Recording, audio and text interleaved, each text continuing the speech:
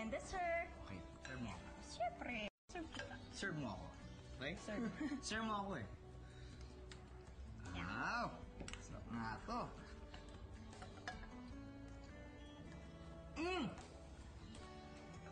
Ano? Ano ba ako siya? Kailangan? Kasi kanina, kilala ko si Norman. Yung crush ko. At dadalawin niya ako mamaya. Sorry. Hindi ba masarap yung niluto ko? Hindi. Masarap nga. Mainit lang. Ano ba yung kinikwento mo? Ayun. Kasi yung crush ko, dadalawin ako mamaya eh. Teka. Yung Norman na yan eh, yung anak ni Aling Iska doon sa nakatira sa palengke. Yung naglalaro ng basketball. Yeah. Ay, Queenie, may BO yun eh. Bad odor. Dio? Pero wala mo na akong naamoy kanina. Yung kausap siya. Siguro malayo ka sa kanya. Pero balitang-balita na may killer amoy yung lalaki. Kaya iniiwasan siya ng madlang people. Talaga? Hindi kawawa naman pala siya. Mas kailangan niya ako lalo. O paano dyan ka muna? Lalabas na ako sandali. Bakit? Bakit? Saan ka pupunta?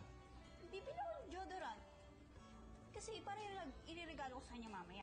Pag nakita kami. Ano, dyan ka muna. Kain ka muna dyan. I shall return, okay? Deodorant?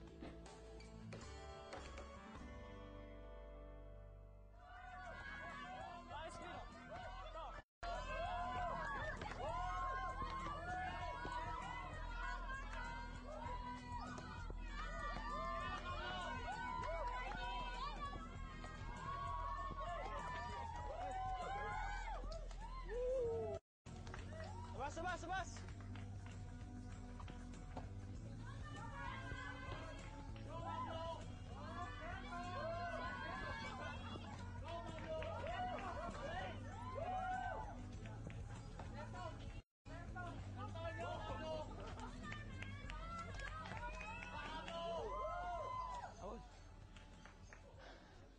Pare, tayo muna. Pare. Chong. Tayo muna, tayo. Chong. Ikaw ba si Norman? Oo, ako nga, bakit? Gusto kasi sana kitang makausap. Actually, gusto kitang warningan. Warningan? Para saan? Bakit? Kasi pare, ganito yan. May nakikita kang babae dito. May gusto siya sa'yo. Oh? Oo, halata naman. Siguro napapansin mo siya, pero cute siya, Chong. Siguro may gusto ka sa kanya din. Pero, kaibigan ko kasi yun eh. Ayaw ko siya masaktan. Kasi, alam mo yun, Chong. Baka ma-turn off ka lang pag nakilala mo.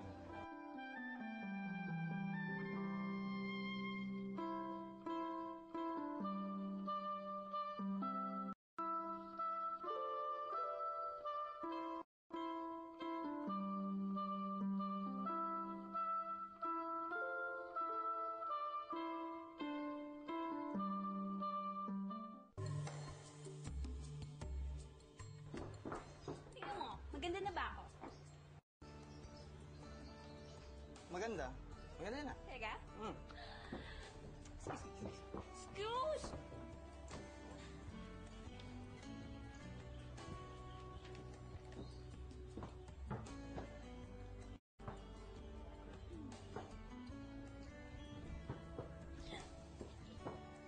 Asa na kaya siya? Anong petsa na? Baka na-traffic. Na-traffic? Na-traffic. Eh, pwede naman lakarin mula sa kanila hanggang dito eh. Tapos traffic. Paano pag may emergency? Life and death situation? Ganon. Sa bagay. Eh, pero pwede naman niya ako i-text dahil binigay ko sa kanya yung number ko.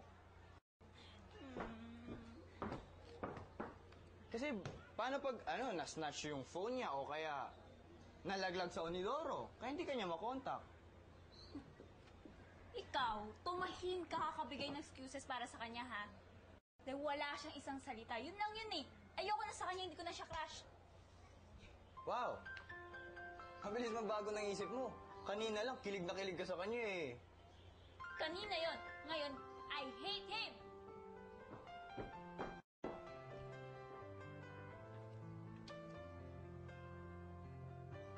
Yes!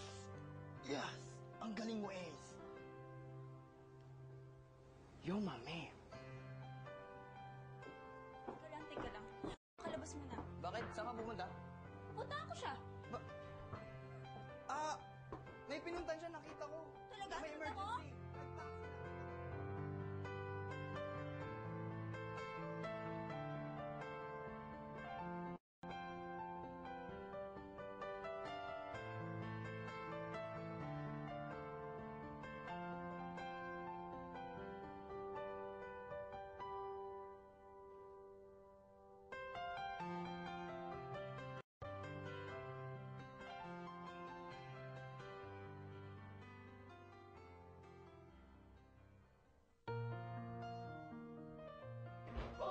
Okay!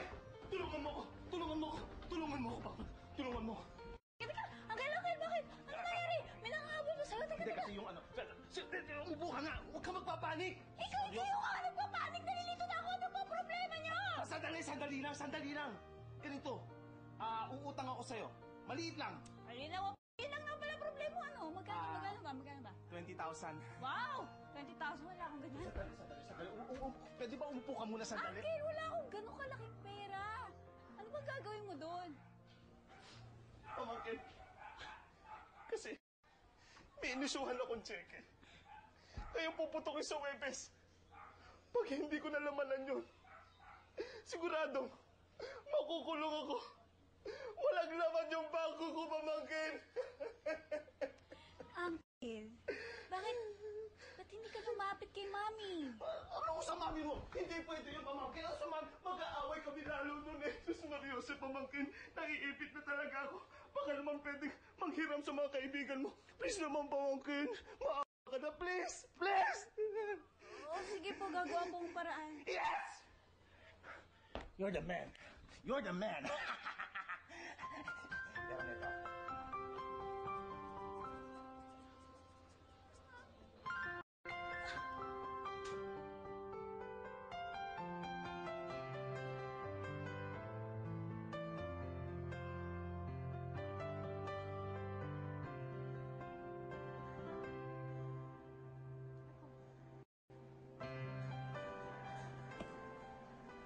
No. Ate, babayaran ka naman next week po. Hindi nga pwede. May paggagamitan ako ng pera dito sa internet cafe. Ano ba? Mabait naman po yung tito ni